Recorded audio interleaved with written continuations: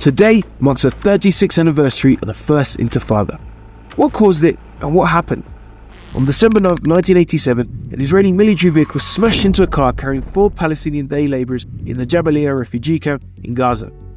Protests erupted immediately and turned violent within the first few hours. The 17-year-old Hatem al-Sisi was shot dead by an Israeli soldier, which led to the expansion of protests to the West Bank.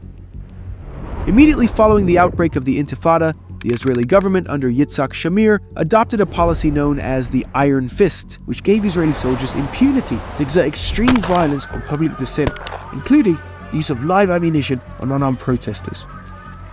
As the Intifada went on, the Israeli regime adopted another policy known as bone breaking under Rabin's direct instruction, which meant Israeli soldiers were allowed to break the legs and knees of arrested Palestinians. 300 Palestinians were shot dead in the first year, with tens of thousands injured.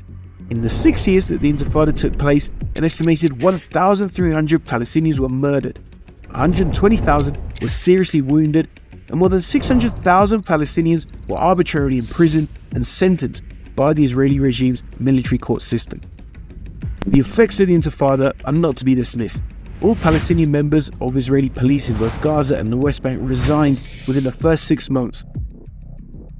Popular committees were established in villages, camps, and neighborhoods as a quasi-state alternative to Israel's repressive apparatus.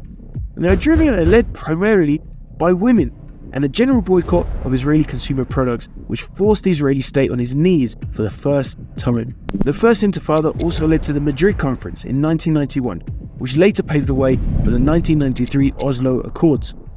The Oslo Accords were seen as a gross betrayal by many of the newly emerged factions such as Hamas and the PIJ, and the Palestinian struggle would eventually continue unabated in spite of it.